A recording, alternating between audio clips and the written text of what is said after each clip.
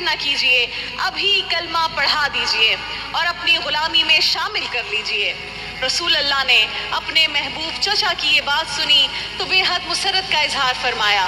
رسول اللہ نے کلمہ پڑھایا، حضرت حمزہ نے کلمہ پڑھا اور فلک شگاف نعرہ بلند کیا کہ اے مکہ والو سن لو، آج سے میں بھی مسلمان ہوں۔ آپ کے اس اعلان سے مکہ کے در و دیوار لرز اٹھے، پورے مکہ میں شور مچ گیا کہ حضرت حمزہ نے اسلام قبول کر لیا ہے۔ اللہ اکبر۔ بدر کی جنگ کو 1 سال گزرا تو کفار مکہ پہلے سے کہیں زیادہ تیاری کر کے احد کے مقام پر آئے۔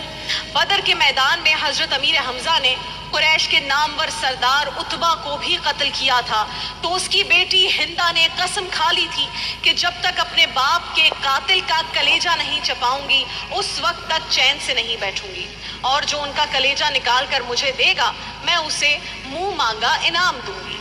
اس کی ناظرین کرام اس آفر پر وحشی نام کا ایک حبشی غلام راضی ہو گیا اور پوچھا کہ اگر میں یہ کام کر دوں تو مجھے کیا انعام ملے گا؟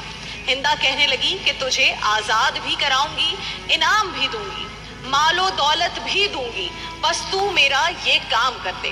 وحشی کہتا ہے کہ میں تیر اندازی اور نشانہ بازی میں بڑا ماہر تھا، لیکن اس کے باوجود امیر حمزہ جیسے بہادر کو سامنے سے آ کر مارنے کی جرت میرے اندر نہیں تھی، اس لیے احد میں ایک بڑے پتھر کے پیچھے چھپ کر بیٹھ گیا وار کرنے کے لیے۔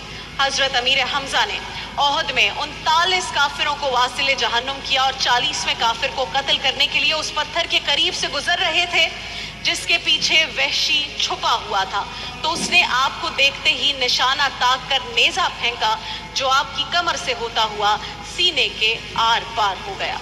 اللہ اور مصطفیٰ کا شیر اس حال میں بھی اللہ اکبر کہتا ہوا وحشی کی طرف لپکا، مگر خون زیادہ بہہ جانے کی وجہ سے نکاہت طاری ہو گئی۔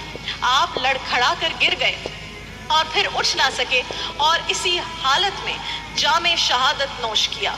جنگ احد ختم ہوئی تو میدان جنگ بڑا دردناک منظر پیش کر رہا تھا۔ ہم اس بارے میں اس منظر کشی کو پہلے بھی آپ کے سامنے کر چکے ہیں، اور اللہ کے 70 جانثاروں کے جسد خاکی دور دور تک بکھرے ہوئے تھے۔